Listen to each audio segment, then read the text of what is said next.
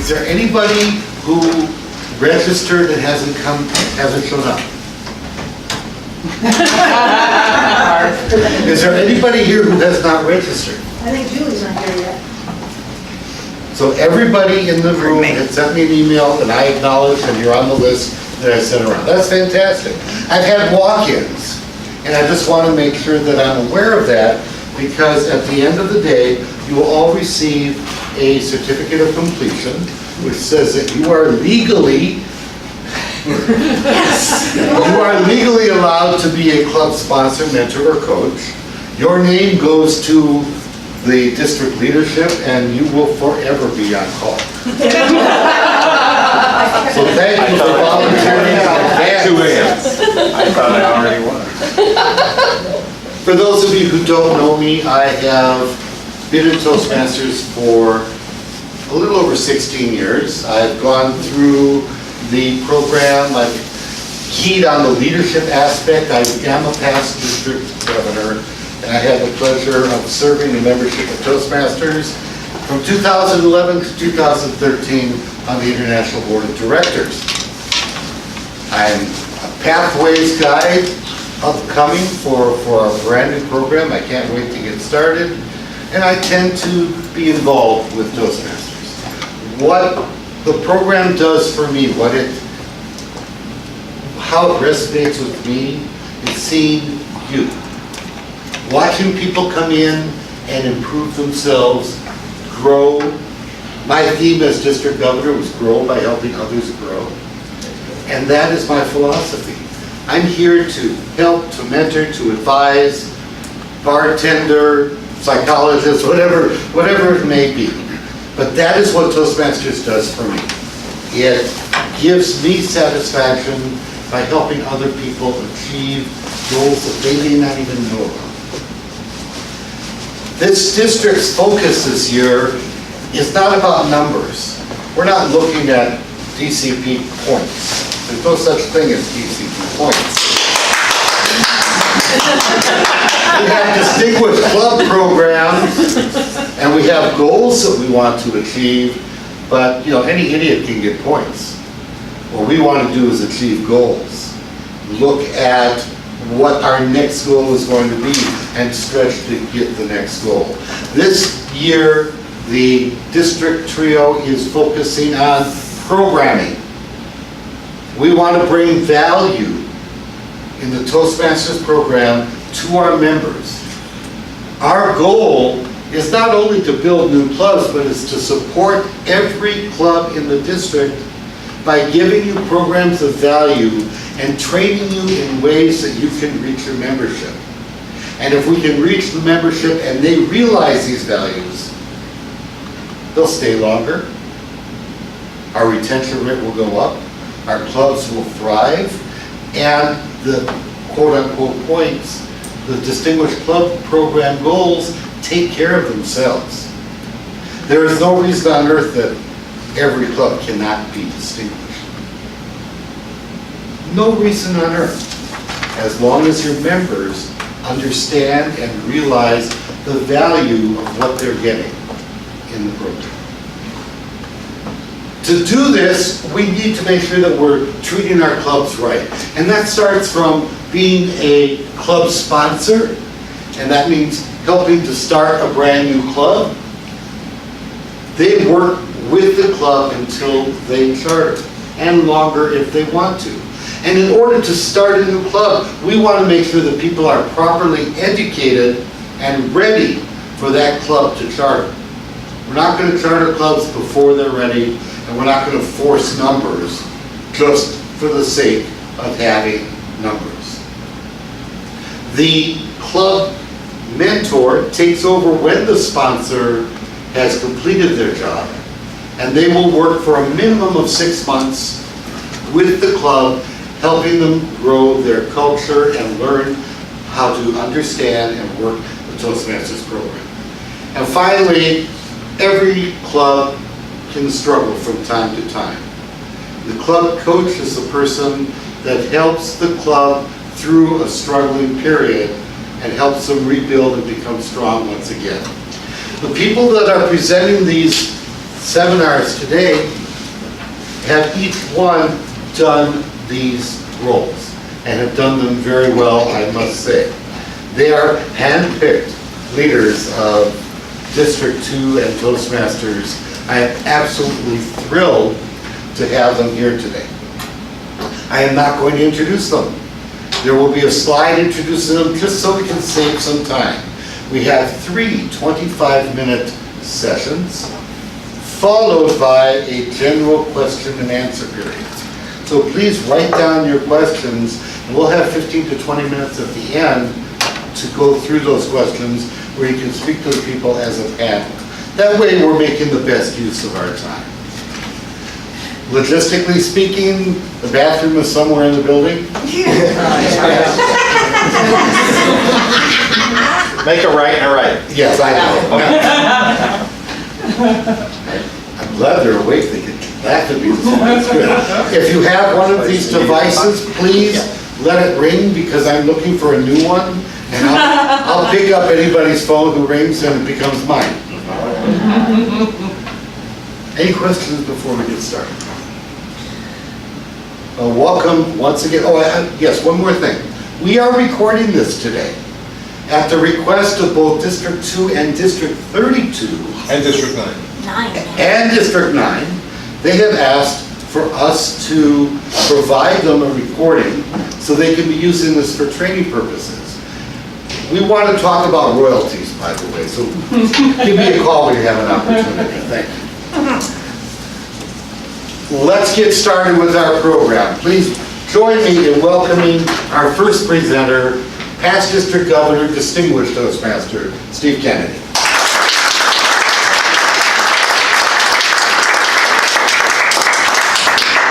Good morning, everyone.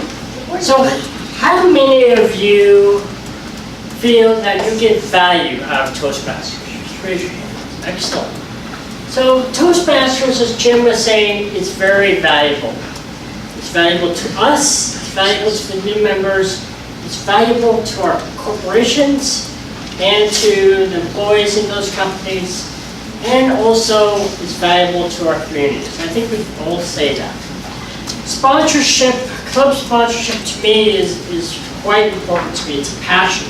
I've had the opportunity to help chart probably around 100 clubs throughout my 24 years of experience in Toastmasters. So being involved in those teams was a real passion and joy, and seeing the value that Toastmasters adds to people who come into that door and become new members and watch them grow. And we're going to talk a little bit more about that.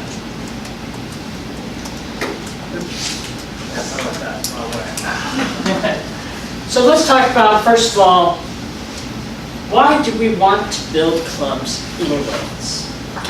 And the reason we want to build clubs, for me, again, when I first started in Toastmasters, I was living in Des Moines, and I got involved in the district, and I started to go ahead and participate with one of the district leaders in chartering a new club called Soundwaves in Des Moines.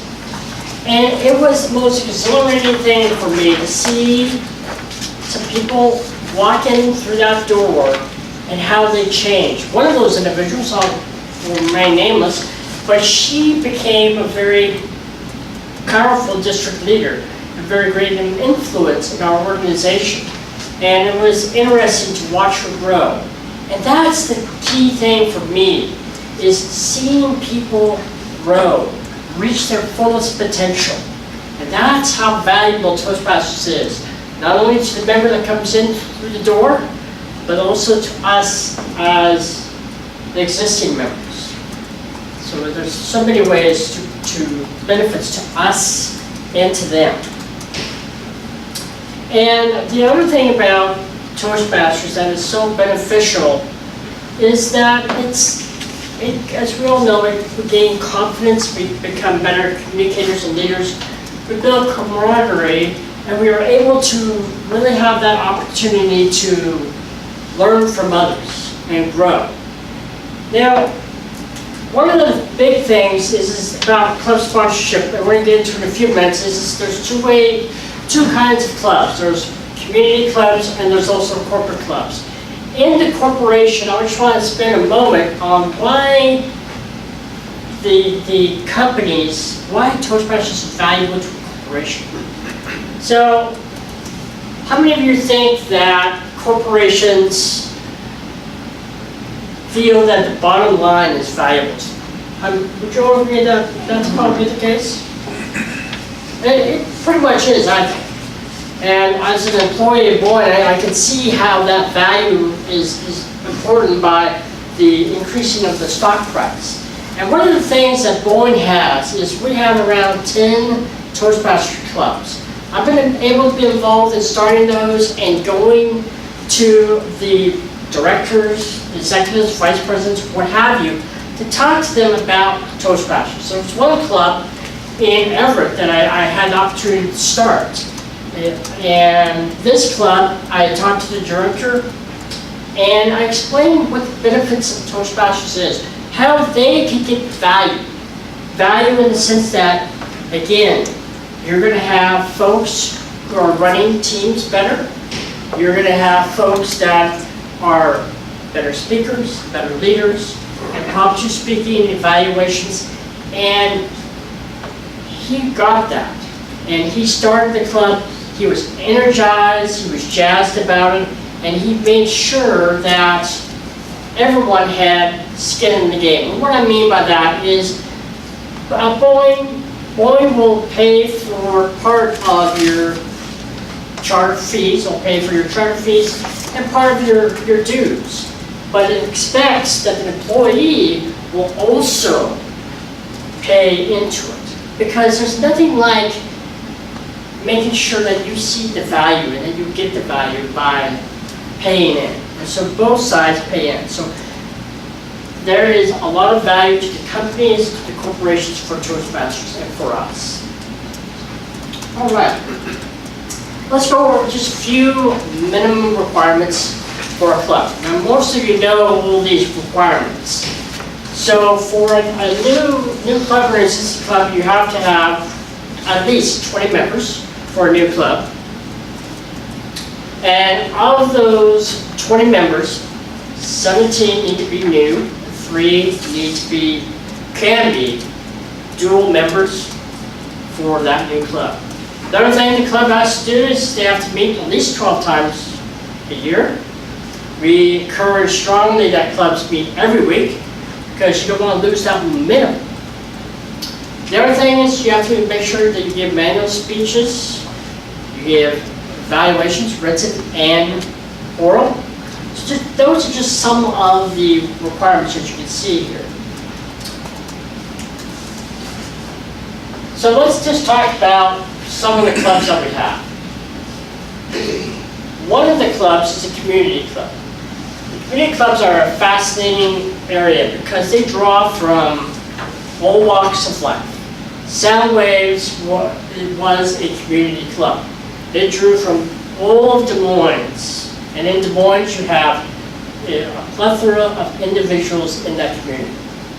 And so, along with that, most, if not 99% of community clubs are what we call an open club.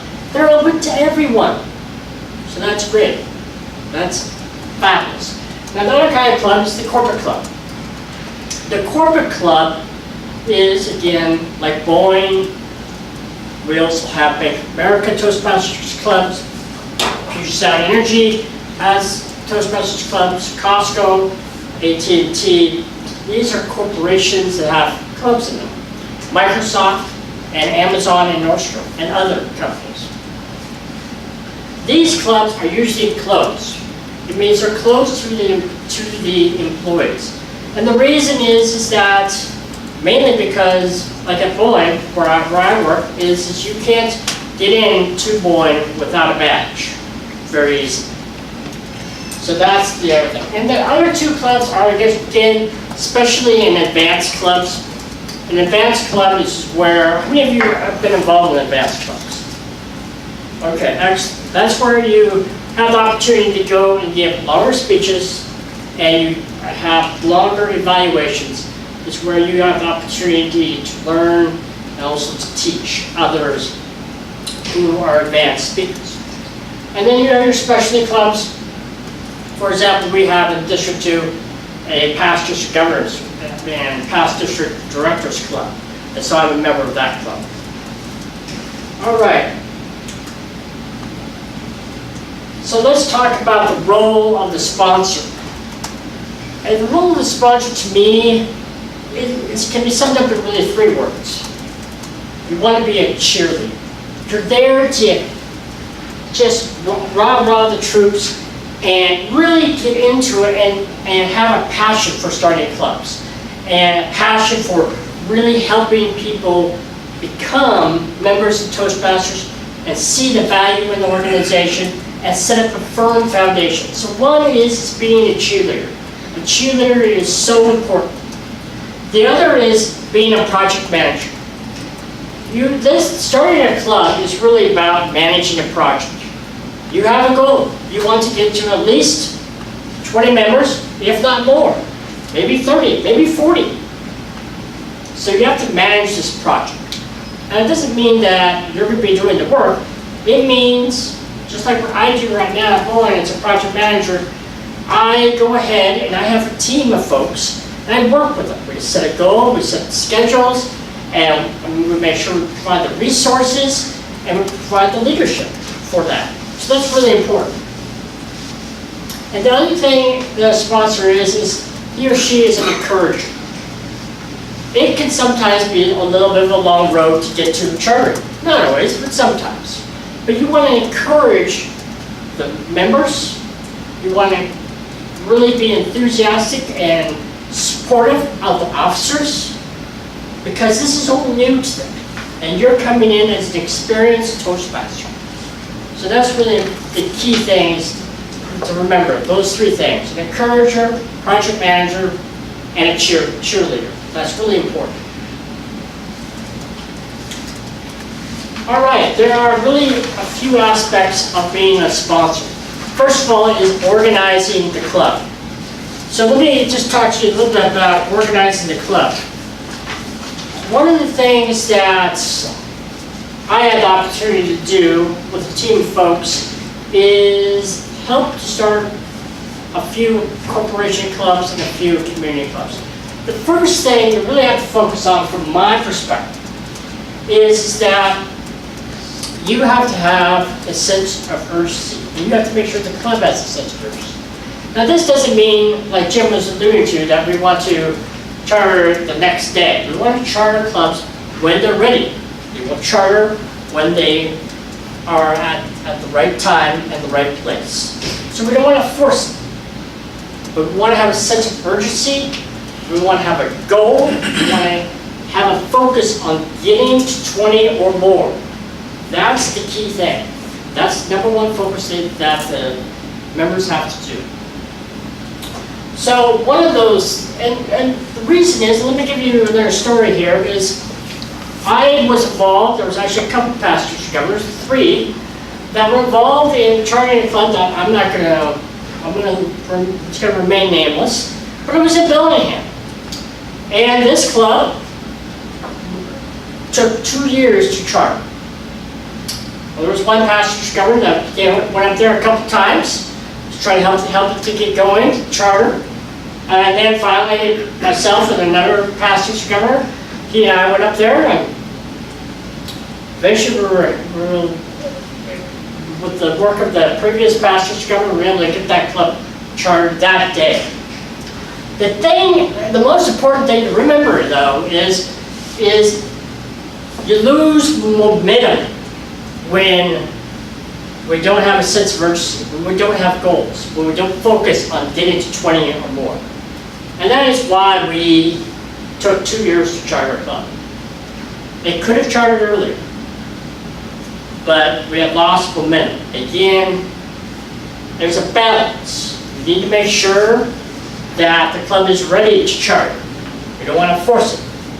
But you also want to encourage them, have a sense of urgency to get to 20. And you get there as quickly as possible and focus on getting to 20. And focus on also making sure to build a firm foundation in the club. That's what we're going to get into in a second.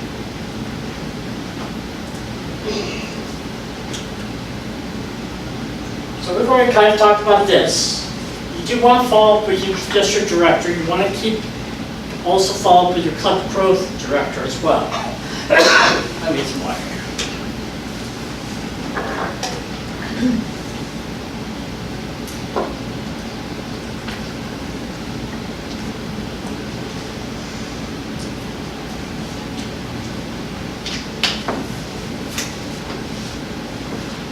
The goal is about working together with the club officers to develop a plan and to get to 20. That is the most important thing, to build a firm foundation in the club. All right. Other things that we have done is in other clubs, there's another boy club that I've been involved in, where it was in Renton, it is still in Renton. And one of the things that we did was I, along with a couple other people in the club, worked hard to promote this club because it was basically a third swing shift club, which means it starts late in the day and keeps on going. That's when the work hours start. And so we had to get a lot of flyers. We had to work on the morning news to get really some promotion going. So the thing is as a sponsor, you are a resource for the club. You can provide those ideas and the resources to get that going. So that's really key. All right, so the other thing is that we are going to talk a little bit about setting up regular meetings and building a firm foundation of success. To me, this is key, it's critical. Okay, yes, we're focused on getting to 20 or more, but this is important. How many of you have ever entered a club where there was no firm foundation in that club? Okay, and what I mean by that is that maybe everyone's running over time. Maybe there's no manual speeches. Maybe the evaluations are either whitewashes or they're very negative evaluations. And there could be other varieties of reasons why there's not a good foundation in the club. So building that foundation is key, because you're the first one there that's going to be helping to set that foundation. You can do that by either training, and in fact, at Soundways, what we did was we would call them 1 minute of training or a moment of training. So we would teach them about certain things, about table topics, about evaluations, about speeches, about running a meeting. So we had those opportunities. The district leader and I at that time, we also led by example. We showed them, how to give an evaluation, how to give a speech, how to run a meeting, how to get more members. So that's critical. And also you're a resource. You can provide information to them. So that's really an important thing. So the other thing is completing the paperwork. I will say that I have had the opportunity to work with many clubs in doing paperwork. The paperwork can be, let's just say, a little daunting. And so that is why the club growth director is there. He or she can help you through that paperwork. Because that paperwork can be challenging. Pardon me.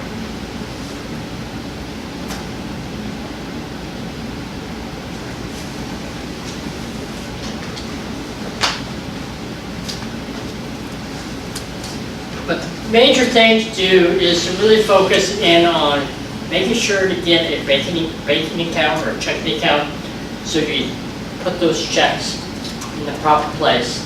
And also to keep up with the paperwork. Having it organized. That's what I found to be most important. Keeping all the membership applications together and doing all that stuff up front. So then also you will have to remember that the tax ID number is is taken care of by Toastmasters International. So the last thing I wanted to leave with you is not only the resources we have, but I want to leave with you the importance of what we're doing in sponsoring a club. You really are changing lives. You're changing lives. Your friends helping friends succeed. You're going out there and you are helping to really, as that guest comes into the room, you're really helping them grow. You're helping them reach their fullest potential. When I began in Toastmasters, I didn't have any confidence.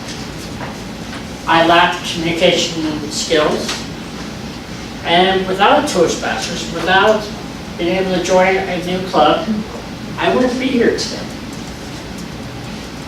And that young lady that I saw some 20 years ago when I started Soundwaves with my colleague and friend, she wouldn't have gotten where she got to today without Toastmasters. So I'll leave you with that Toastmasters is the most valuable, worthwhile organization to be in and to bring people in. The best way we can do that is sponsoring or chartering clubs, because that is how you're going to change the world. And we need to change the world to make it a better world. All right. Mr. Sullivan.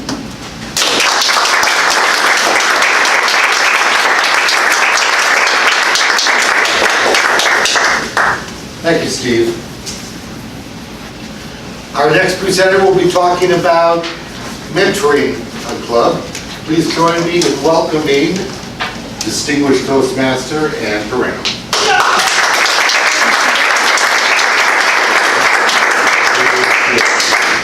That's my applause thing. You know how that works for applause here? Plus it helps kind of get that energy out to you guys. It's the right one. Yeah. We're learning to work with visual aids here. Mentoring. Club mentoring is about helping the club, right? We know that. It's a huge advance to helping an individual person. We're going to promote the value of the Toastmasters program. And the main thing to be a mentor of a club is just to be a member in good standing and hopefully of a club in good standing. Here comes the question. You ready? What do you wish you had been trained on when you first became a Toastmaster? Anybody? Any ideas?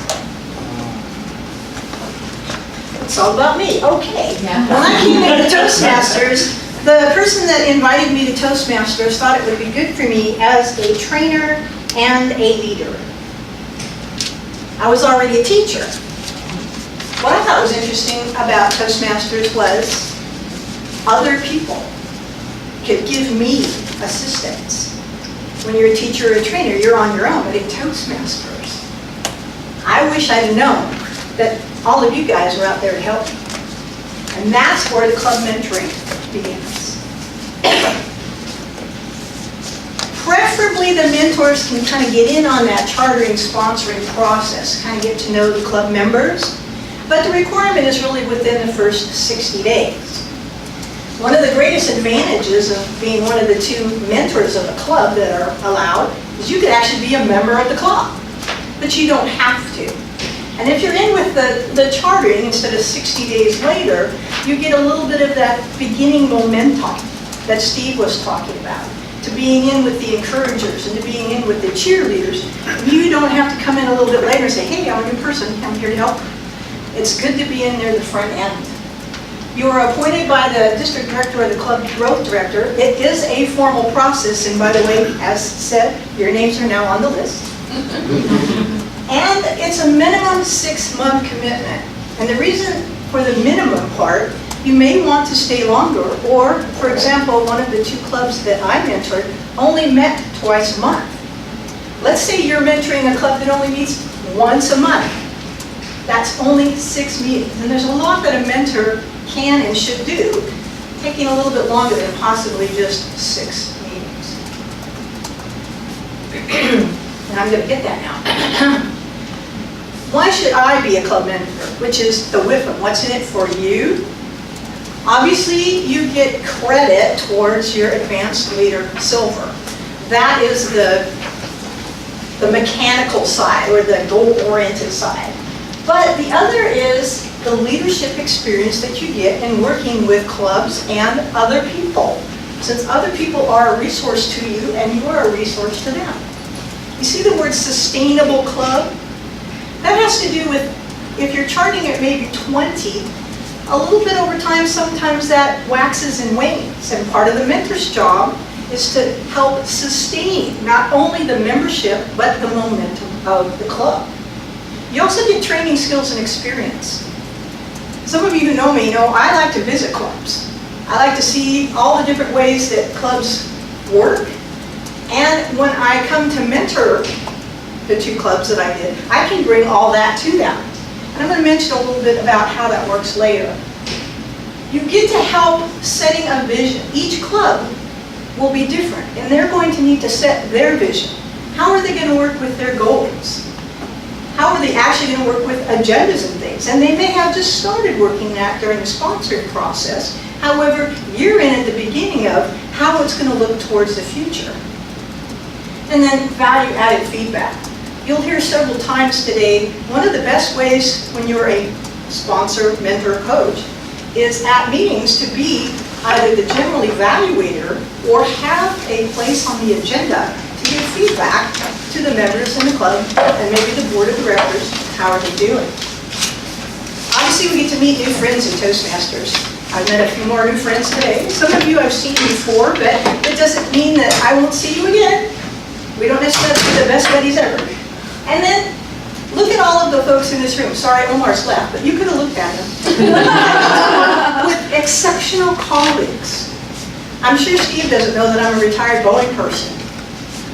I'm sure there's other of you that don't know the myriad of things I do. But we all have skills and talents, and then I get to benefit from them, and hopefully, as your club mentor, you get to benefit from me. The guidelines for success. The main thing you saw previously, the major guideline is the sustainability of the club. The mentor-mentee relationship, although it's just a little bit bigger, we're here to help the club progress. We're here to help you learn how to mentor each other. Because if you're all brand new and you've never been in a Toastmasters group before, I can't mentor every single one of you. We have to all learn it together. The 2 different clubs that I mentored, one was an open club and the other was a closed club. Their cultures were totally different. The open club was kind of wild and frivolous, like little wine drinking going on, country club atmosphere. People didn't really know each other. And one of the ways they got to know each other was through their icebreakers. The corporate club sort of already had its own little culture because they worked together and everybody knew each other. And only a couple of them had had any previous exposure to Toastmasters at all. They needed to know how were they getting value. The open club could see that. We had some individuals that were interested in community service and actually running for office. They were using that as a platform. The closed club, they were using it for their professional development, much like a Boeing club would do. And their managers and supervisors and personnel had huge buy-in. That's where they find out they're getting value. How can the mentor produce value for them? Helping them progress so they can show either the community or their job people, supervisors, managers, that they're getting value. And then the other thing the mentor needs to do is make or assist the clubs in being aware of the larger Toastmaster world. How many of you know that there's a melee coming up? Officer training, yes, very important. You're here today. This was another value-added thing that the district is putting on. How about contests? How many of you are participating in the contest coming up? Yes, one. I know you're out there. Yeah, there you go. There are also district conferences. There's one coming up. And I have feet in 2 districts, 2 and 32, so I have to choose where I'm going to go. Last year I went to Juneau. Conventions. I've been to 2 international conventions, one in Las Vegas and last year in Vancouver, British Columbia. This year it's in August in Chicago. I won't see you there, whether you're there or not. Guidelines for success, I'm going to talk about that culture just a little bit more. And the reason I like to go to lots of clubs, and I like to visit, and sometimes I like to be anonymous so people don't know who I am and why I'm there, because I can soak up stuff that they're doing. I've seen some of the most fantastic table topics. And we can use those. We actually have a guy in the district that's collecting table topics. So if you get stuck in that button, we have a font of information. Other clubs function differently? Yes. The main prepared speech table topics evaluation is usually there, but you might have other things. For example, inspirations, jokes. I won't tell you one today, but I'm ready for mine on Thursday. The Pledge of Allegiance. Other things that they do at the meeting. I actually belong to a club that does competent leader evaluations. That's, you've written that evaluation of someone who's done a role, and then you get up and verbally give another evaluation. The tools can be, and I like Easy Speak and Free Toast Toast, those scheduling tools, or they can be products such as a timing sheet, a way that you can do agendas, keep count of all counter grammarian. Those are various tools. And the other resources, a lot of them I like to say are in the box. A lot of resources are in here, and we have access to so much information. For example, brand new club, have to do your icebreaker, don't know what to do, Google it. That's where I get ideas for speeches sometimes. I don't know how to interpret that advanced manual speech of the cold call. I've been watching them. I'm about ready to sell my husband a Dell laptop. Assisting the club in documenting communication practices. We talked about the DCP, the Distinguished Club Plan. A lot of people think of that just as that scoreboard. How many goals have we met? 4 new members, a couple of communication awards. It actually is a full-blown document that talks about how do we communicate in our club. Do we have a single point of contact? Do we only communicate with the president? How does the board of directors work? And a brand new club is brand new. Going through that a little bit, perhaps at each meeting, is a really good thing. You heard Steve talking about those 1-minute roles. I've belonged to several clubs that we have used that. We have also used the officer roles right before we're getting to elect new officers. In a club, that helps with this part, the teamwork and consensus building. You know how you communicate. You know how you're going to work within your club. You work as a team. Does everybody have to be in favor of something? Robert's rule says, active members by half plus 1. It's a majority ruling. Consensus is a good idea, but if it's a thing like how much money we're going to spend on something, there's a rule for that. We're going to get into the specifics in the next few slides. When you're starting out meetings, depending on how long the charter process has taken, if they've started having meetings where folks are comfortable with the roles, then you can start working on some of the, what I call more advanced roles, which are speech evaluations. I think unless you're an accomplished speaker, it's difficult to do an evaluation because not only do you have to listen, write something down, but you get up and spontaneously say something for 2 to 3 minutes. Working with the Toastmaster of the day. In my brand new corporate club that I worked with, I believe in the tell, show, do. That's an educator training thing. And what I did was, Bridget, we come up to the lectern, we have the agenda. I start working through the agenda and she's next to me and I'm telling her this is what we're going to do. Then we get to the table topics and I'm showing her this is how we do it. We get to the general evaluation portion. She is now leading the meeting. That's a more difficult role for someone who's not even given her first speech, is to be the Toastmaster of the day. But there's a script for that. There's information in the back of the manual for that. And that's how we worked it together. Same for the general evaluation. It may be done by you as the mentor, or it may be done as someone in the club and you take some time after that. One of the most interesting things for brand new Toastmasters is where do I get the idea of the speeches I'm going to give? Again, you can Google that. You can look around the room and ask, what's your hobby? What's your hobby? My hobby? Yeah. Collecting money? Collecting money. Could you give a speech about collecting money? Yeah. Yes, you could. So everybody next to you or anybody has an idea and you're feeling stumped and say, let's give a speech on collecting money. And then rapid speech development. Some folks want to get through that manual so fast they want to, I want to speak this week and you can't do that. You can whip those speeches out. The easiest way to do that is to pick a theme for your Competent Communicator manual. I did one manual on genealogy. Now that the secret is out, my current manual is going to be done on pathways.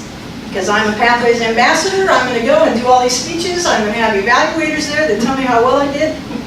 Rock and roll. The meeting roles training. How many of you folks would be available to come to, let's say, a meeting on the middle of the day on Thursday to do just a little bit about how to create a speech? That's what a mentor can do, is draw all of you people in, right? You can be guest speakers. Can you get credit for that? Yes. If you do modules from the Best Speaker or Better Club series, even better. You're working on that advanced leader, advanced communicator.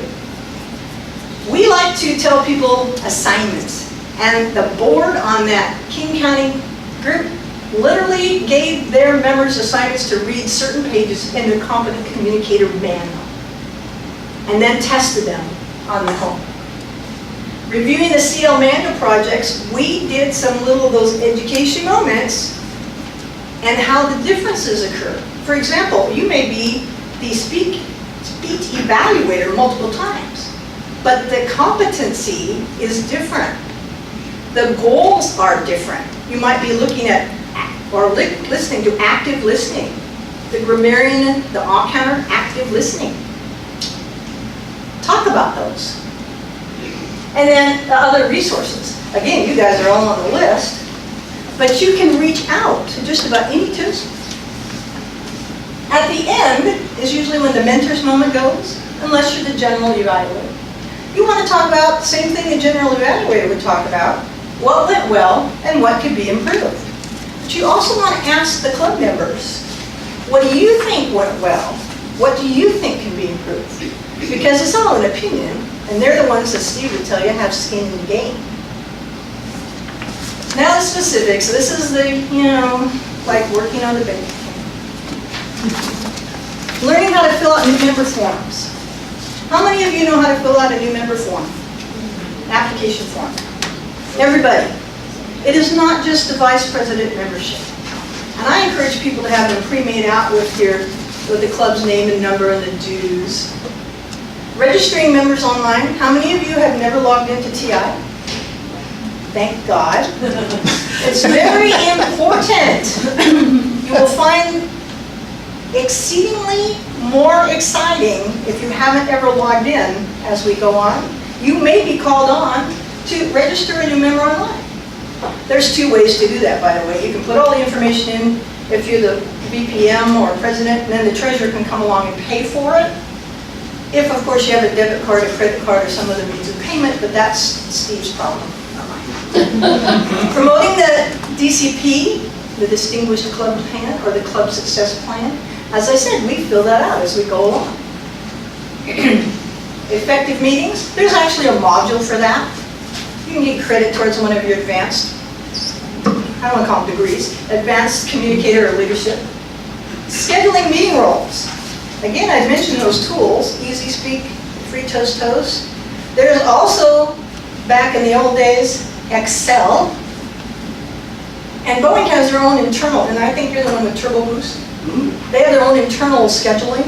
And if you're in a corporate club, you can actually do the meeting notices internally. Now, the two major ways of scheduling, in the open club, They did a little bit of, this is what you're going to do next week, as in telling you. In the community club, it was a little more, what would you like to do? And both of those were driven by the Vice President of Education. The other thing that the mentor can help with is developing the budgets and financial reports. Developing them is not the same as creating them. They hopefully were already created during the sponsorship, but you will need to be passing that information along. Budget is a guideline, but it's good to have one. And then my favorite, acquiring and storing equipment. We used to haul around trophies and banners and all this kind of stuff.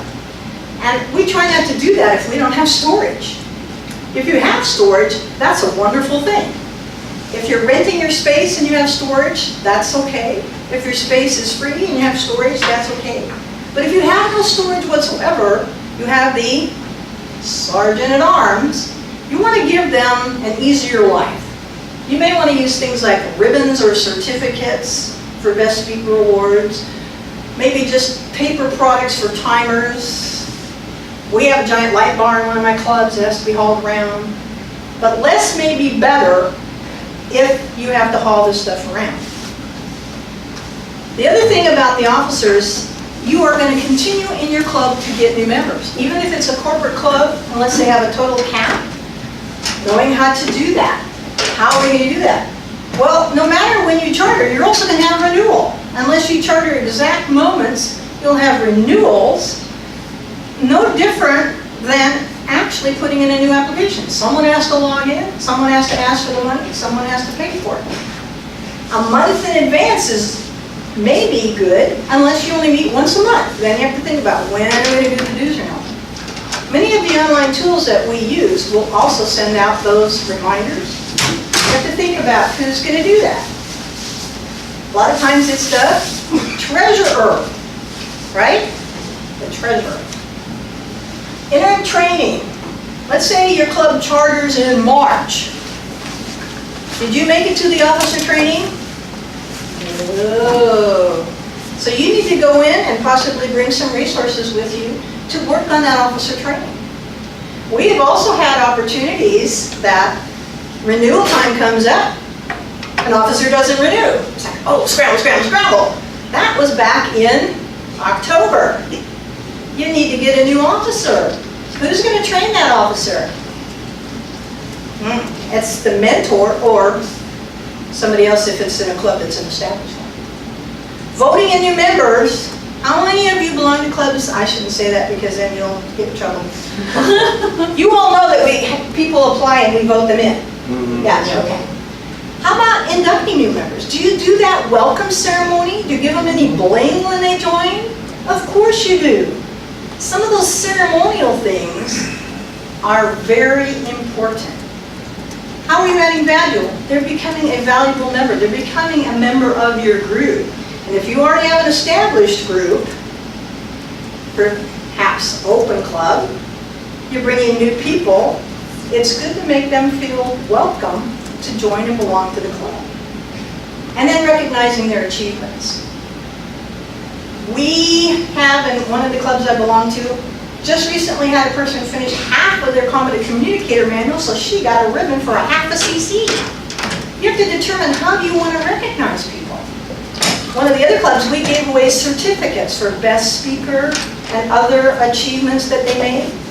You might get that CC in your mail, but you might get one from your club.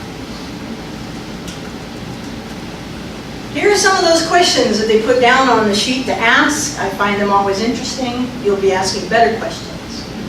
Can an evaluator require a speaker to repeat a speech? No. Why not? Anybody? Can you ever ask anybody to repeat a speech? No. As a mentor of a club, you may be able to talk to the person and say, you know, an 11-minute icebreaker, you might want to check and see if you can hone that in a little bit. Just, you know, for the timing. Now the content was good, but you know, perhaps you want to use that for your next speech on how to organize a speech. But no, we cannot compel you to repeat a speech. Can a speaker ask for more time? Well, they can ask, but we're not going to give it to them. At least on the first competent communicator. Now, as someone will tell you, I'm on like my bazillionth CC. Can I ask for more time? Yes? But I shouldn't. I should model what I'm having other people do. If it says 5 to 7, I should be doing 5 to 7. And then, here's that question you already know the answer to. Do we really have to vote in applicants? And absolutely. If your club does not yet vote in applicants, start now. Get their application and your money, you have a quorum, escort them outside the room, vote them in. It's part of the TI not-for-profit and other status that is a necessity. If you have questions about that, check with your area director or anybody else, but it is really important. And it's not just because sometimes if they're bad, you want to vote them out. That's not the reason. Look, resources! Woo-hoo. Aren't you excited? Yes. How many of you have ever mentored a club before? 2, 3. Well, you are all on the list now. Who wants to mentor a club soon? Yes, 1, 2. Jim, you're watching this. Mr. Sultan.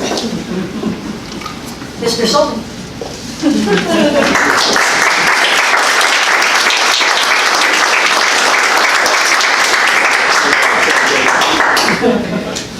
Good job, Ann, thank you. Taking names, right? Would you like a 5-minute cookie break? Yes. So your club's been around for a little while, And so, and now we're starting to have some issues. To talk to us today about being a club coach, please join me in welcoming distinguished Toastmaster Valerie Ensign. I will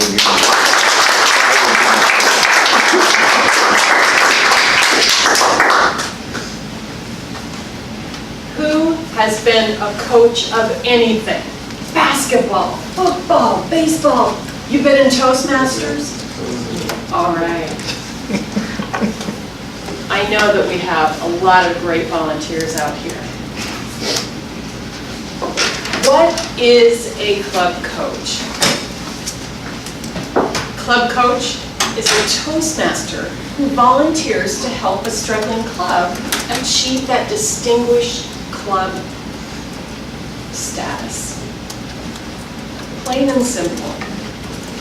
You're not a member of the club, at least not initially, and you're not familiar with that club. The reason why is that you're taking that objective look. You're looking from that outside in to help this club. You're not there to feel sorry for them, no, but you're going to help them. And they know that you're going to help them as well. You're not familiar with the members, although you can be, but they probably aren't your best friend. There's someone that you've met, maybe at a Toastmasters group or something like that. You are a counselor and you're an advisor. You have the source of knowledge, and while it's not only Toastmaster knowledge, you bring that other experience that you have outside, whether it's a corporate paid job like I have, I've been in leadership for over 30 years, or whether it's a volunteer role somewhere else that you've been, but you're bringing that information to the club to help them, and you are that source of knowledge and a fountain of ideas. You'll try things. Sometimes they might not always work, but you don't know that. You're all working together. You're going to have a lot of hard work, but you're going to be working with the officers, and I really want to stress you're going to be working with the members as well, not just the officers. This is about the whole club moving forward into a really great status moving forward. You're using your speaking skills, your thinking skills, but your listening skills are so important. And I'm going to focus on that for a minute, your listening skills. The very first meeting that I went to for the club that I first coached was, I was meeting with everyone, and at the very end we had a meeting. We were talking about things that we could be doing. As we finished the meeting and I was walking out, one of the members stood next to me and said, "I am so glad you're here. I really want the club to be what it was before. I want it to be this great club." And I said, "Thank you. It will be." It encouraged me to continue to meet with each of the members individually. And that was a really great resource for me, but also that he stepped forward right away and said, I'm really glad you're here. As a coach, you will get that. Who's eligible for this? Clubs that have 12 members or less. The club that I coached started with 8, and 3 or 4 people were showing up at the meetings. Anyone know how hard it is to run a meeting with 3 or 4 people and you're all doing 3, 4? It is so much easier to have more members. You know, in a struggling club, you're not able to add those right away, but you will. You will build it up. The person who asks for the club coach is the president, but that does not mean it's only the president. It's the officers that are working together. But remember what I just said a moment ago? It's 8 members. It's going to be all of your members that are going to decide that you need a club coach. Who isn't going to say, yes, we want some help? Absolutely want you to be able to get that club coach. Let's take a look for a moment at the signs of a struggling club. I've mentioned a couple of them, but let's go ahead and put it down here. Attendance drops. Okay, so that club of 8 was now showing up at 3 and 4 people. This club used to be 20 people. Can I tell you that today that club is over 20 people and still going strong, adding new members? That's exciting. But when you see the struggling clubs, you'll know that they are struggling. Attendance drops. Productivity drops. Why? Well, we're not really excited about it. We've got maybe an agenda. We're not really doing our speeches like we did before. Well, I'm having to give a speech every week. I'm just tired. No. All of those things are really the signs of what's happening in a struggling club. Once the productivity goes down, education program is starting to fall apart because they aren't completing manual speeches. They aren't submitting awards because they aren't completing anything. And that's really what happens. Guests, well, the members are disenchanted with their club right now. They're probably not inviting anyone to come to the meeting because they're not excited about the club. And even if guests do show up, typically they feel the energy in the club at that point, not terrific, they're not going to join. I want to take a moment and just pause where you find additional information. So you leave here and you're thinking, oh my gosh, what am I going to do? Take a look at our District 2 website, d2tm.org, and it's sponsored mentor coach. That takes you right to the Toastmaster International site, and you can look up each one of these. So how do you become a club coach? You must be a Toastmaster in good standing. Your dues are paid. You're in a club that's in good standing. You indicate to district leaders. We have some of those today, and certainly you can tell them if you're interested. And it is appointed by the district director or the club growth director. A hint is that your area director shows up at least 2 times a year to come visit your club. Hopefully they're coming more. But even if they're not, if you're a member in the club but not an officer, talk to one of your officers. They'll get you in touch with someone at the district for that. Otherwise, you can go on the D2TM website under contact and you'll get connected there as well. There's an appointment form, and I want to tell you about this appointment form for a coach. It has a spot for 2 coaches. You can have 2 coaches. Wouldn't it be great to come with someone else and help that struggling club? Not only do you both get credit, but also because you can work together and help that club.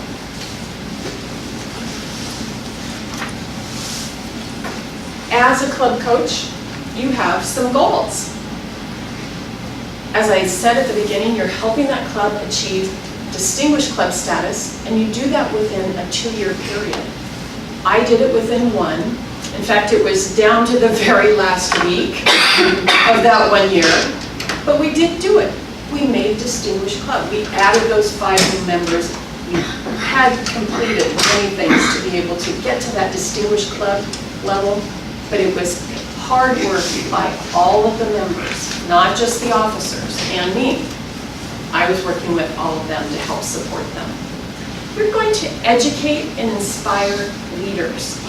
How you're going to do that, you're not just looking at the officers, and you'll hear me repeat this time and time again because this is a collective, cooperative effort. You have the members working together. You're inspiring new leaders. I would encourage you that maybe part of the problem in the club is that the existing officers aren't functioning that well. Maybe you need new leaders in this club. Take a look at those members that might start to ask questions. Those might be the folks that will give you an insight, an additional insight into what's happening in this club. You're going to improve the quality of the meetings. How are you going to do that? You're going to take a look. Do they have an agenda? Is the agenda completed? And I don't mean that roles are filled in that, but is it a complete agenda? Do you have speakers? Do you have table topics? Do you have evaluators? Do you have those other critical listening roles, like the grammarian and the odd counter? All of those things build up to the value of what we receive in Toastmasters in the Toastmaster program. You will establish a thriving education program. Again, making sure that that agenda is there. That's one of the key things to be able to make sure that people are giving their speeches, they're getting evaluations, they're then submitting those awards as they're completing them. And don't forget about your manuals. As you're helping them, you're going to be filling some roles in that club too. So don't forget about yourself in this. But helping them put the meeting together, you'll be building membership. When you delegate and educate members, you will delegate to them. And why? Because when you are long gone, after you are their club coach, you want that club to continue to thrive. So you will drive to thrive. You will really be helping them. But you're thinking at this point, well, great, I'm doing all this help for them. What's in it for me? Yep. So here we go. You will fulfill one of the requirements of the Advanced Leader Silver. This is the part, the next part, that really was my reward. A great leadership experience. I've been in banking 40 years, leadership over 30.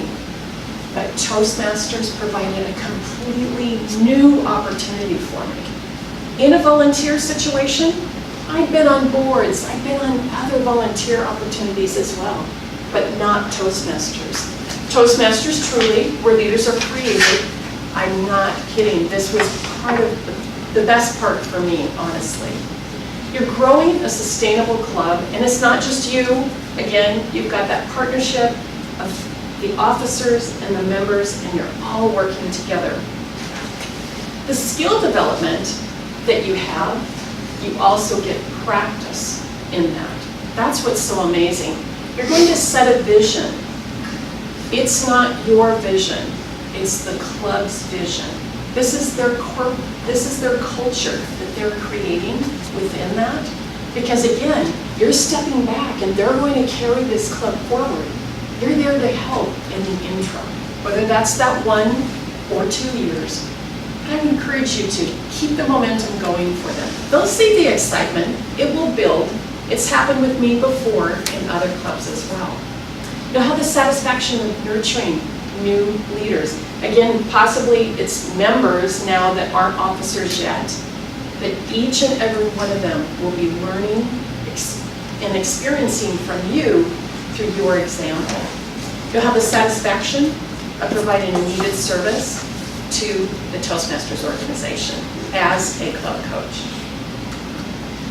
So what does that club coach do? You attend club meetings. If they meet once a month, You're certainly going to meet at least once a month. I encourage you to meet more if they're only a once-a-month club, because you want to get the momentum for the officers going, meet with them in between that. But if they are meeting once a week, guess what?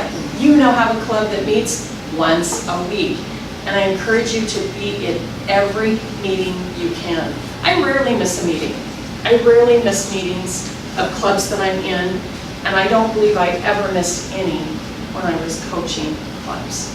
I really try to be there for them, because you're learning something each and every meeting. Every time. You're either sitting next to someone, you're listening to conversations, or you're learning from the speeches that are there in the club as well. I don't want to forget about our corporate clubs. A lot of our conversation goes around the community clubs, those open clubs.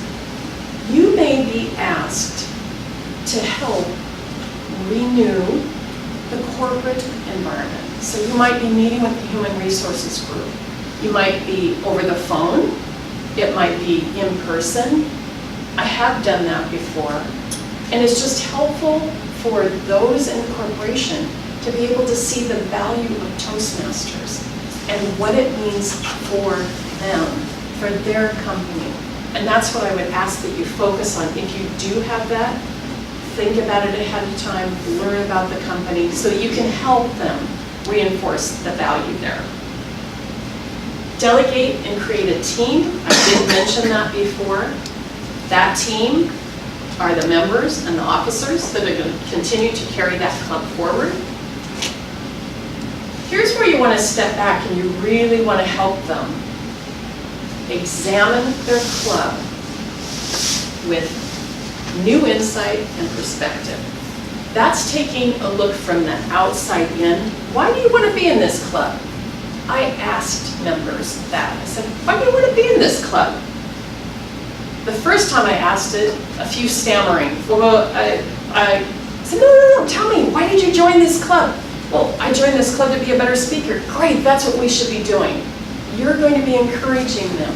You're going to be trying to help them with what it is that they need to complete. Working through the Moments of Truth program. The club that I first coached, there was no way that I could just go in and do the module of the Moments of Truth. It would have fell on deaf ears, honestly. But I broke it down for them because I tailored it specifically to this club. And I thought, wait a minute, they're struggling with this part. They really want to do that. Okay, and that's what we did. Again, sometimes you'll try things that you don't know whether it will work, but I definitely knew in my heart of hearts that it wasn't going to work if I gave them just the module of the Moments of Truth. So we broke it down into bite-sized pieces, and that worked really well. Review the area director reports if you have the capability of receiving them. I caution you though, don't look at what they said wasn't working. Take a deeper look. And the reason why is that's one person's opinion, right? That's the area director's opinion of that particular club. They saw them at one point in time. You have the opportunity to take a look deeper into that report. Tells you who's working on the manuals. Those are the members that are engaged in the program. They are earning awards. They are taking it to the next level. Are they an officer yet? Ooh, they're not. Maybe they should be, because they'll help the other members bring it forward. And again, remember, you're going to be building membership. You're going to be moving forward. You need those other leaders to help you do that. And you are helping them. Serve as general evaluator. I would say make sure you do that the first meeting if possible. You'll give them some effective feedback. Be kind whenever you are giving feedback. You are not there telling them. You are advising them. You are giving suggestions. You are that fountain of ideas. They may not like some of the things that you suggest, but you're asking and posing questions to them without telling them. Again, be that advisor, be that counselor. Encourage officer training. I had one officer, he wasn't going to training. No way. I said, well, maybe we could carpool. I had no idea whether it was going to work or not. Said, well, we can't carpool, but maybe we could have coffee. Great, let's have coffee before the officer training. Yes, it worked. Continuing on, what does that club coach do? When I talked about the moments of truth, tailoring the education program. You can't just say one box fits all, and what I try in my club will not be what you'll try in yours, possibly. Or maybe it is. Maybe it works for that particular club. Remembering whether it's a community club or it's a corporate club may be different in how you take a look at that. Encourage the use of the Successful Club Series and the Better Speaker Series program. Those are great modules, and especially if you don't have a lot of speeches in your meeting, use one of them. Do every couple months or something to be able to bring that information in. You're delegating, but you're also educating and training your members. Maybe they really don't know how to give a speech. It's possible that some of the folks that were in the club before that left, maybe they were the ones that had the experience. Maybe they were the ones that really knew the Toastmaster program. When you step in as club coach, you're going to learn who's here, who can help, who knows about this. And if it sounds like they don't know about much, just basically go through the whole program. It's okay. If somebody learns something, they might learn it a little differently than they did before. Establish a mentor program. If you don't have a mentor program set up in your club, please get it started, because you want to help the existing members. It's not all about just building new membership. Sure, I can add new people. I've been president of 2 different clubs at different times. One club that has over 40 members. During the year that I was president, we had 14 new members. 14, because I took a look, like I do with a club that I coach, all of the outside information, looking in, made sure everything was consistent. Consistent messaging, advertising, all of these different components that are in there. That's what's really important. But establishing that mentor program. It's not just the Vice President of Education's role to do that, it's really others within the club as well. You're going to meet the personal and professional needs of those members. That's what this program is about. That's where they will see the value, because what's in it for them helps them stay. Help the clubs build membership. Yes, I talked about that. And you will encourage fresh approaches. You really have to look at things differently than they have done before, because nothing's going to change. If I set a timeline for it, I would say that you would review, you would look at all of those materials. Again, look at the materials that you give to guests that come. Are they tattered? Are they faded? Are they current? Does it have your current information of your club?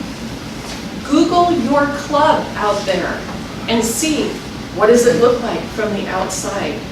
I found one club that I was coaching, wasn't current information. People are going to the wrong place. Well, that doesn't help them get to your club, does it? So you really want to help them do that.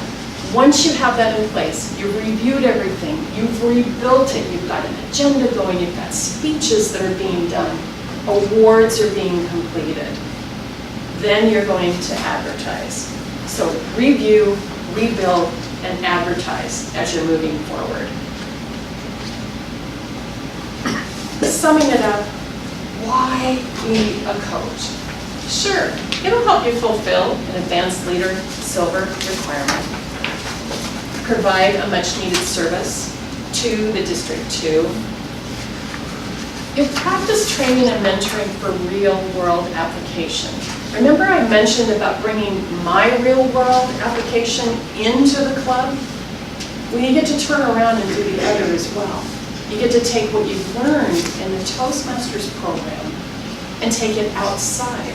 So whether you're volunteering for another organization, and I volunteer for 3 others, you get to help with all of that. You're rebuilding and feeling that thriving club. You're helping them as you step away. from being their club coach. They're going to continue to thrive as they move forward.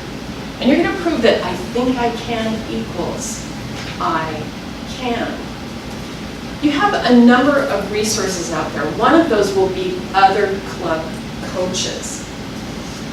I hope that today, as you've heard about being a club coach, that you'll be excited to become a club coach. If you're currently a coach and you're struggling a bit, talk to one of us. Talk to one of us to help get some new ideas. Maybe you need another club coach to help you. Remember, I said there's 2 available out there. And I also hope, even if you are not in a struggling club, that today you walk away with a sense of something that you can do to help strengthen your club. Because if you did, then I've done my job today as your club coach. Thank you.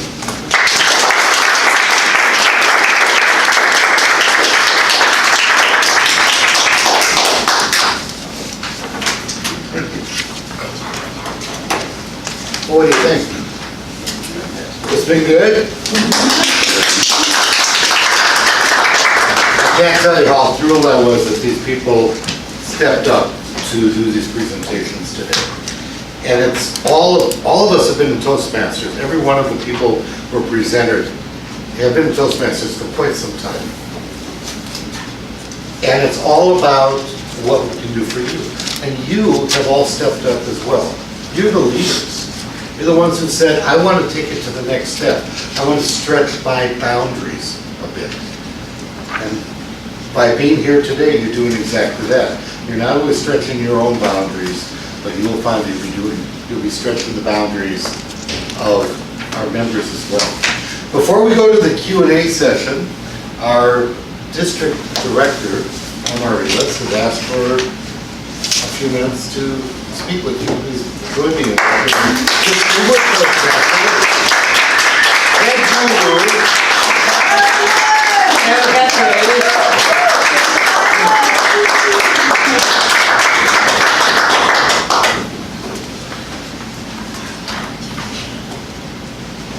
Hey, Darren.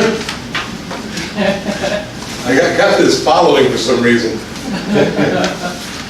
It was a real heavy box. And as I started to open it up, I looked up at my dad, and I could see the look in his face where he was expecting this moment as soon as I cracked it open. And as soon as I cracked it open, I was full of disappointment. Encyclopedia Britannica. You remember that? Yeah. My dad looked at me as if the knowledge of the world is there for you to take on. You now have the possession of the knowledge of the world. And I looked at him like, it's reading. I'm 8 years old. Do I really need this? And within 2 weeks I got World Book Encyclopedia. Yes, my dad invested what I think I have spent so far in all of Toastmasters in those 2 encyclopedias for the purpose of me to learn more. And of course, the encyclopedia sat in the shelf, collecting dust over the years. My job was to dust those off every month. We have a program that when we open the box, we're expecting new members to, oh! And the reality is they're saying, I gotta get up in front of the room and talk. I have to lead.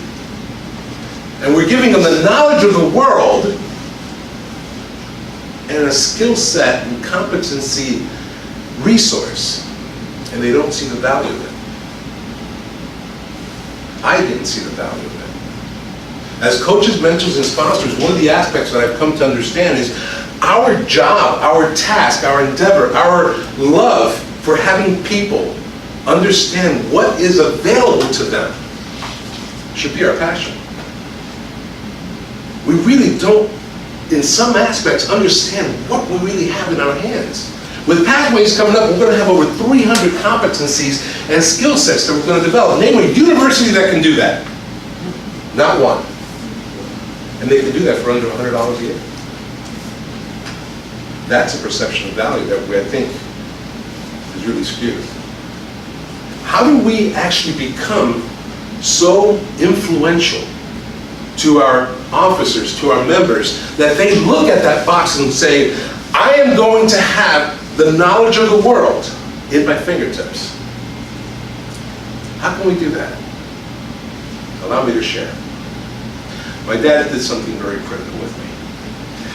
He told me, if you pick up one book a month and just learn something from it, you can teach others and be the smartest guy in the room. I didn't want to be the smartest guy in the room. I wanted everybody to think that I was the smartest guy in the world, in the room. Make the officers heroes. Be radical in how you actually instruct and coach and assist officers and members to understand that they could influence everyone in that club. There's a tipping point in every club that I've come to understand. I'm a member of 9 clubs currently, and I've been a member of more. And there are clubs that, as a new member, it's about them. This whole aspect of what they want to accomplish. They want to become better speakers. They want to become possibly better leaders. They want to be able to get in front of people without totally sweating. But there's a tipping point. And that tipping point occurs primarily when they can understand, they actually do truly believe that they can influence another. Evaluation process is one of them. Emphasize that in the clubs. Evaluations is where I learned how to speak gooder. It wasn't through the speaking process. And that is something I want to encourage you to keep in mind. Primarily that we have the potential to influence people, to influence others. The moment that tipping point occurs, they now grow as a member of that club. They become a valued member, and then they start inviting others to come and experience their influence. Allow them to understand they can. It's not just about better public speaking or leadership. It's about the unbelievable influential opportunity that this program offers us. Jim was so eloquent in stating first thing when we opened up, this isn't about points. This isn't about the DCP program. This isn't about trying to measure. Yes, there are metrics that we measure everything. However, they are not the pursuit. The numbers are not the pursuit that we should endeavor. We should endeavor in creating a program in every single club that totally transforms people understanding what their abilities are, what their potential is. And then allow them to go ahead and influence others. You have that ability as a coach, as a sponsor, as a mentor. Take advantage of it, seize it. Allow them to open that box and have that moment. Because that's when they start to showing, look what I got. Come here. You really think in New York City, I actually invited any of my friends, hey, come on over, take a look at my Encyclopedia Britannica. They all had one too. Think about that. You now are being certified, if you would, as people that can influence clubs to a level they had no idea they could achieve. It's up to you. Jim.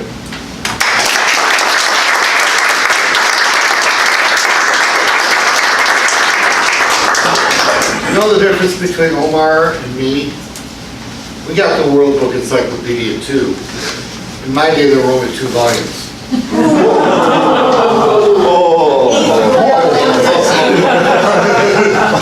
Wow, that was right after the printing press. Yeah. Johan was a good friend. I'd like to invite our 3 presenters to come up to the front of the room and open the floor for questions and answers.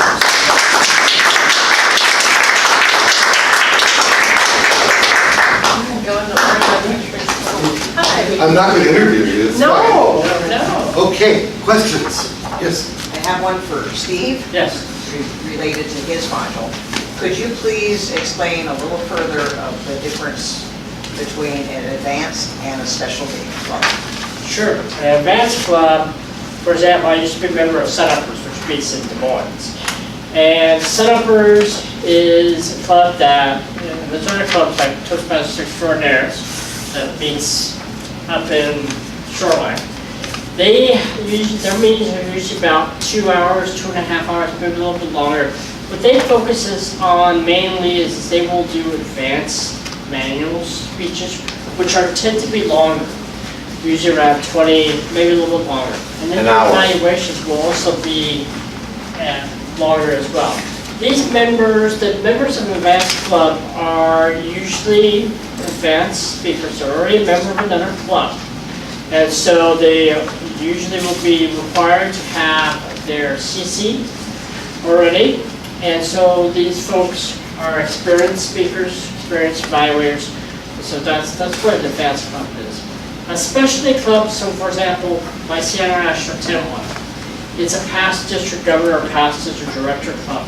What that basically means is it's closed to a certain group of individuals that have met something or have done something. So for example, we have a specialty club, and actually I think it may not be in existence anymore, I can't remember, but it's the Philosophical Speaking Club. They were fun. Right, and so that club would focus on philosophical topics. Esoteric. Right. Very. It was fun. Exactly. And then there's a club out there that is focuses on humor. So that's another club. So it's not special club. So specialty really means it specializes in something. Whether it's, okay, we're gonna have all these past district leaders, or we're gonna focus on philosophy, we're gonna focus on humor, like that. Does that help? It does, but I just had one other question. Yeah. So with the specialty clubs, are all those members of another club, just like countering that with the advanced clubs? What's the delineation as far as past or current Toastmasters participation at the specialty So club? specialty clubs, you could be, for example, we have several people in our specialty clubs in District 2 where that's the only club they're a member of. So that's okay. It can be a home club, as opposed to It an can be a advanced whole club. club. Okay. Right. An advanced club, you need to be a member of another club. Okay. So that's Okay. okay. Thank you. Yes, Sylvia. You had mentioned meeting 20 people with 3 possible dual memberships in order to go ahead and start a club.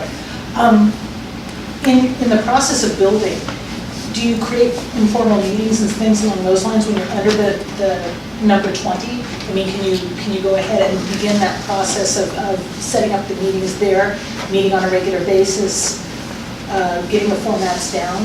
Or is So if I'm understanding right, so what happens is you're going to have, you're going to have what we call a demonstration meeting later on down the road. That's where Toastmasters comes in and will demonstrate this is a club. This is what we do in a Toastmasters meeting. After that, the club sponsor will go ahead and help facilitate the meeting process. So people will, in fact, we have agendas, as you saw, the resources. Your first meeting, there's a couple people who are going to give an icebreaker, because everyone's beginning at the beginning. Can I jump in? Yes, Professor? yeah. Sylvia, when a club is trying to charter, they will fill out an application to organize. And once they do that, they have, it's basically a license for 12 months to operate as a Toastmasters club. They have regular meetings.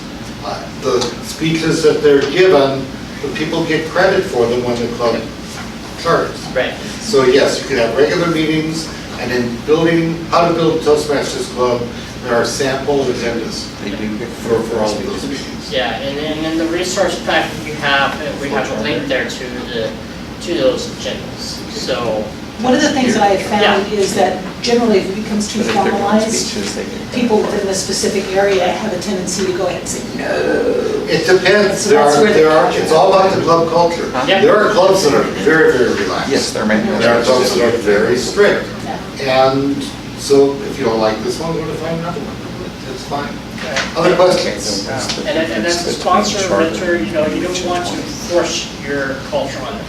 You want to just set up a firm foundation. Toastmaster. I have a quick question for you about the definition of duels. Yes. And so you need 3 duels and then 17 new. Does duels just literally mean it's somebody that is in another club as well as that one, or it So. doesn't have to be Newtown, it could be any club? All it says, what we mean by that is they're already a member of the club now, so they're going to join this new club as well. So that means they're doing. So, because they're going to remain a member here, and they're also join this one. The idea is that a new club, we have to have at least 17 people who are not Toastmasters. So you could have all 20 who are brand new. Yeah, that's fine. It's just that you can't have less than 17 Brand. Right. brand new. Okay. Right, you need at least some. Omar? So there's a group of people that are attempting to create a club, say 10 people. They submitted an intent to charter to TI. And in the process, they have not chartered, and they're doing, hopefully, manual speeches. Yes. Do they get credit for that? Not until they charter, Okay. Out to charter. because they're not actually members. See, the money doesn't go into World Headquarters. You are not a member until your money is accepted by World Headquarters. And that's all sent in with the final charter documents when you're sending everybody's dues at the same time. Now, because you have a license to operate as a Toastmasters club, those speeches will count when you become a member. Okay, they will count. They will count when the Yes. club charters. We're going to charter. Okay, now, don't tell anybody this. If you have been part of a group trying to organize a new club, and that effort fails, and you've done 5 manual speeches, and then you join another Toastmasters club, they count. All right. But I try not to tell people because I don't want people leaving a club that's trying to charter and maybe struggling a little bit about that. Okay, yes? I have a question, this is for all 3, is I've never seen a club do a speechcraft series. Have any of you done it, and is it a good way to both get a club going, get members in, how do those Good work? question. Do you Yeah. have any I have not. speechcraft? I Have you have done a not. speechcraft? We're on the cusp of one, but I've not. Okay, I've done a speechcraft. I've done He's done a it. speechcraft. Yeah. In fact, we do a whole other training on speechcraft. All right, speechcraft is an excellent opportunity to build membership within an existing club. It's actually a fundraising effort for an existing club. Generally speaking, a speechcraft, it consists of 8 to 10 people taking the class for 8 weeks, okay? So I would not look at it necessarily as a way to start a new club. However, doing speechcraft in corporate environments can be. Because then you can do several speechcrafts back to back and take those people and create a club out of that. So in a community club, I would not do it that way. In a corporate environment, I would. But if you do it in a corporate club, I recommend you do it with a theme, effective presentations, Right. because people who are in sales are very interested in that. Good point. Okay, Go on. and as a follow-up, this is a question that came up when Steve was talking, is if you're not a member of that corporation, can you go in and do a speechcraft? Yes. with Yes, them? you can. And You get you just have sponsored to, equipment. for example, at Boeing, you just have to go through our security loops to. Yes. Oops. Okay, Omar, you have a comment? I just want to add to that fact that because the district, the leadership currently is thinking along the lines of not so much innovating and changing how we actually structure the growth of our district, but speechcrafts will become an integral part of our district growth. Primarily because we have been reluctant in using it as an asset that Toastmasters offers us for the ability to give awareness to the public and to corporate entities regarding how a speechcraft can influence themselves. Primarily, what we're looking at in our club growth process is actually creating awareness meetings, which a speechcraft may be an an opportunity for them to, an option for them to actually seize in order for growth to occur. Yeah. So we're going to be promoting speech crafts but very, very early in the process of a club building process. And primarily because it's going to get them into a pattern. I mean, imagine, hey, join my club, we meet every week. But all of a sudden, why don't we look at an 8 to 10 week process? By the 6th, 7th week, they figured out, this is pretty cool. I'm learning something, we're all learning something. Can we keep this going? And now a club generation has started. Yes, excellent. Yep. All right, I would do the I same. promised you guys we'd be out of here at 12. I don't mind staying a few minutes later, I actually have the room until 12:30. So if you'd like to stay and ask more questions, please do. And I'm gonna need people to help me clean up anyway.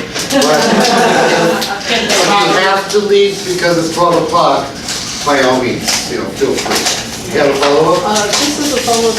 How is the Speechcraft, the current Speechcraft working into the Pathways program?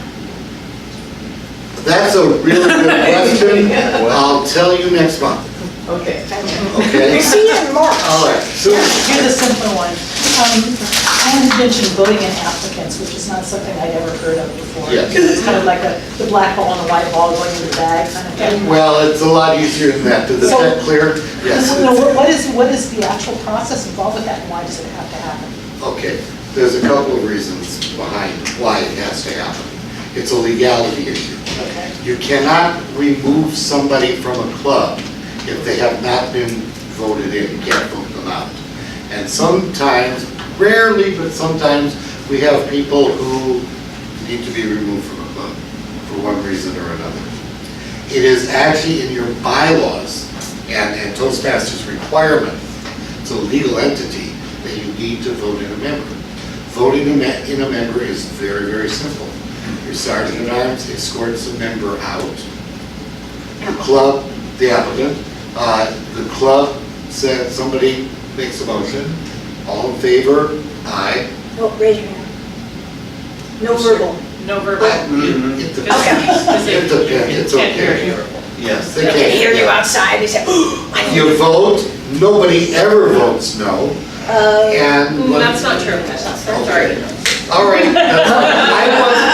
I once did a speech in a club that was where they made defibrillators down on Willows Road, and they no longer exist, the company no longer exists, and I made this comment about, well, at least I got a defibrillator here, but nobody ever really died giving a speech. Yes, they have. In Division D. So anyhow, Yes, so you vote them in, Yes. the majority wins, when they come in, you applaud, and that becomes a legal. And you minute it. And you minute it. Tommy? Well, I'm in a club, it happened before we got there, before I got there, but Port Gardner actually had to use that to remove a member, Yeah, a very problematic member. it does happen. The other side of it is knowing they were voted in enforces it for the new member. Yes. It concretes it. That's a very good point, because what's happening is, hey, I'm a member of a group. Right. They want me. Yeah. They made a big deal out of me. Yeah. That's why you have induction ceremonies too. Wow, here's a piece of paper, I'm a member. Here's a pin, this is fantastic. It's a feeling of belonging, and it's a huge issue. Other questions? Yes? What happens if a club hasn't ever used the voting process? Do we have to vote in the current members? You know what, if you should, and you can do it as a group. Kind of a reaffirmation. Yes. We're going to acknowledge our members today. And see, in one of the clubs that we belong to, we do the pledge at every meeting to kind of reinforce why we're here, the environment, so we could kind of renew our vows kind of thing. That would be. So if you haven't done the induction, the new member reads something, and then we, the club, read back to them our support of them. And it's really cool. It does take a little bit more on your agenda, so factor that in, but do it right at the beginning, and it just brings that camaraderie. We found that every single time, we just feel like this warmness in the club. Now, I happen to know personally of a couple of members in this district who are violently opposed to being voted into a club because they're lawyers. And it doesn't matter what it says in bylaws, they are violently opposed. And they actually left a club who changed their process to start voting in members. They quit and they went to a club that doesn't vote in members. It happens. I mean, we're Toastmasters, we can adapt. Other questions? Okay, let's get somebody different, Sylvia. Sorry. I have a quick question about club sponsorship. And when you're working with a new club as they're starting to put together how they want to form as a club and how frequently they want to meet, you mentioned if they meet more frequently, it's easier to have momentum. Is there a correlation between the frequency of their meetings and the success of a new club? Well, I would say, for me, from my experience, yes. A club that, especially a new one, that meets frequently, has momentum. It gives momentum to the members in their learning. It gives momentum in gaining more members and getting to 20 faster. So yes, there is, from my experience, a correlation. And so you always want, at least from my perspective, to meet weekly, because if you have a club that meets every other week or monthly, this is from my knowledge, is that what happens is if a member skips, then it's another 2 weeks, another month before they have an opportunity to be at the club meeting. Maybe they had to skip because of a family thing, or they got ill or something like that. So meeting weekly definitely has momentum. You learn faster, you're able to speak more frequently, you're able to do more things, be an evaluator, do tabletops, be a Toastmaster, so you learn more quickly that way. So You yes. ever joined a health gym? Anybody ever joined a gym and then stop going? Yes. Everybody joins a gym and then stop going. What happens is, I'm gonna go, every other day I'm going to work out, I'm gonna miss today. You can't do it. And then when you miss the first time, it becomes easier to miss the second time. By the third time, you're too embarrassed to go back because everybody will notice that you have missed. And then all of a sudden, you're not going back. And think about it, if you are meeting every other week and you miss, it's going to be a month till your next meeting. It's pretty easy to miss again. Yep. So I would be very cautious. I advise clubs to do it weekly. Because you establish that behavior. Oh, Yes. it's Wednesday, I'm going to this club. Exactly. Oh, it's Thursday, I'm going to this club. It's like, oh gosh, I missed that one. Was that like last night? I was supposed to be somewhere? And the way next I month. put it is, well, you're joining this organization to Yeah. grow. Yeah. How fast do you want to grow? Exactly. Okay, yes. You have a que- No? Okay. Other questions? Can I ask one more? All right, I'm gonna get your name. Laura. Laura, get Laura, then I'll come back to Sylvia. Laura. I think this question was directed for Ann. I think you had mentioned table topics, that someone in the district is collecting ideas for information. And I was just kind of curious about that.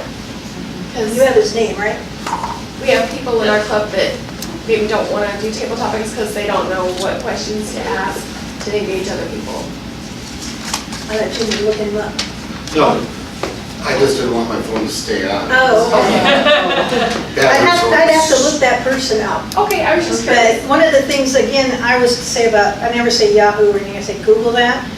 There is, as some people love, a plethora of ideas about table topics. One of my favorites is objects, but I just read some other information that I put up on Facebook about how you acquire table topics, sometimes related to the theme and sometimes not. They're out there, but I'm not sure if the person's on the District 2 site. I don't believe he is yet because he's creating an app. Oh, 200,000 questions. okay. And now you do understand there's an analog version from the Toastmasters that has Exactly. cards that you Yes. can use also, but Top along the lines, I don't have the information. What's for his either. name? Exactly. Exactly. You know that. That's what it is, exactly. I was just curious, thank you. All right, very good. I promise Sylvia would be I dancing. promise I won't ask any more, honest. No, I don't ask questions. For right now. I'm dealing currently with a club that refuses to use the TM website, Yeah. the Turbo Base or TMI, and they've created their own way of doing things, so therefore the communication is broken down. What do you do with a club like that? Because I've sat down and looked at the various different ways you can approach the problem and haven't been able to figure out a polite and inclusive way of making it That's a functional. good one for Valerie. Yes. So, did you ask them why they're using that particular program? The response I got was more flippant than I've ever been. So it was kind of like, well, no, we just don't like it. Well, you're not tracking your education, you're not tracking your awards, you're not tracking, your officers. You've got officers coming in every 6 months. You can't make distinguished club because you're electing every 6 months. How do you keep track of that? Well, I don't know. We should use Excel. And I'm like, no, I don't there's think different so. ways to So keep how would you Irene, approach somebody that? else. Do you have experience with Easy Speak or Free Toast Host? I do not. Okay. What I would say is that someone needs to come in and help educate them Okay. on what that program is and what it does for them. To keep it simple, Free Toast Host is simpler. Easy Speak, however, which I rely on Ann whenever I speak about Easy Speak because she knows it more in depth. It takes care of all of that for you. The tracking piece of it. I've always used Free Toast Host myself that I prefer, but it's getting someone with you to help them see the value in it. I have a club that meets weekly and they use the Excel spreadsheet. They do keep track of people, but it's very difficult for that Vice President of Education to do that. And trying to go back, if I wasn't in the club or I wasn't part of it and working with that, I would not know where I'm at. I keep my manuals, obviously, but I would say it's an education piece there, and they would need to be helped to find the right one for them. And Valerie's phone number is. She didn't put it on her slide. Oh, yeah. I didn't, but my email's on there, and I'll give you my card. Omar, comment. Just add to that, the fact, clubs are not required to use anything. Right now. At free hours, first of Right all. now. Second It of all, makes it easier. if a club is achieving its status of distinguished, select, or presence distinguished, who's to argue that they're not doing whatever it is they're doing? Yeah. Could it be more difficult? Absolutely. The objective would be, is along the lines of what I was presenting earlier, is ask them, would you be willing to share with us what you're doing? And then see the value in what they're doing. They obviously see value. And we are attempting to impose certain aspects that for us has been easier, for others it may not. Right, And right. so it'd be great to have them tell us, what is it they're doing? Who knows if maybe they created some new process Right. that TI may go, hey, Right. again, let's be open to that. Yeah. So And that's if why I was it's at all saying ask possible. them. Yeah. That's why I was saying ask them first as to And why. have them educate Why are you. you using it? And if they're flippant in their answer, ask somebody else. Why do you guys use this? Because maybe that's not the right person to answer it for you. Yeah, it seems a bit scattered. It's Well- trying to create individuality. Oh, yeah. and Yeah, structure. well, The best way to it's get all about- buy-in from any group, Yeah. volunteers or paid, if you have a team working under you, the best way to get buy-in is to work it so that you're making them think they're generating their own ideas and decisions. Okay? What you want to do is give them the information and then make it their idea. And once you make it their idea, they'll buy in. All right, we have time for 2 more questions. I had a comment about table topics. Like I said, just base the questions off of the theme, but there also are boxes out there that have questions.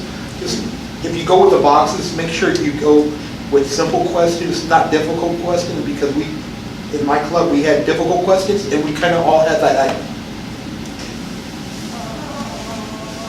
yeah, okay. So, That is a phenomenal Yeah. point. And always, always, always have softball questions available every week for guests. Do not hit guess with the esoteric, what is on the far side of the moon and how do you talk to him? Please, make it easy. What did you do for spring break? Okay, great. We are. That's a dangerous question. I don't have a question, I just want to challenge, Stop. I want to challenge you. Yes. I'd like each one of you to tell us very briefly, what is your most radical, innovative suggestion to grow a club or to actually get a club to a particular status? Each one of you, briefly, very quickly. All right, 30 seconds, Steve. Okay, well. Time's up. Yeah. Fortunately, I can tell time, yes. For me, I think the most important thing is going back to the basic things. What's in it for them and selling it to them. To me, that is the most critical thing to get buy-in, to get people to grow, to get people to gain new members, to grow the club, is to show them the value of doing that, why it's important. And again, I'm looking for the most radical, innovative thing that you've done. Not so much what's critical, and thank you very much for that, but what have you done that is so critical, so radical, innovative, disruptive, that has actually made a club just say, we're growing? And? Mostly it's just bringing other folks in and hauling them to other places. We used to have that speaker evaluator team exchange. I'm a big fan of that. When I was working with a struggling club, bring somebody else in, we will give you some information, and then just literally physically haul them around, like I'm doing with Mary Vadine right now. Yes. Kind of, not just the having coffee, but we're having coffee, and then we're going to this meeting and we're going to do this, and you can see how this club works, and wouldn't it be great? And what I did was really taking that look from the outside in, was took each and everything that they had in their club and I presented it to them. And I said, tell me what you would do with this information. They said, well, that isn't right, that isn't it. They started analyzing it themselves. They had to take new glasses, put it on, and look at their own club. And so when I asked them that second time, why do I want to join your club? I had that elevator speech. You want to join my club because we meet on Wednesday night, we meet this, we do this. They had answers for it. But if we hadn't torn it apart and taken it and presented them with what their club looked like, they wouldn't have seen that. I get radical.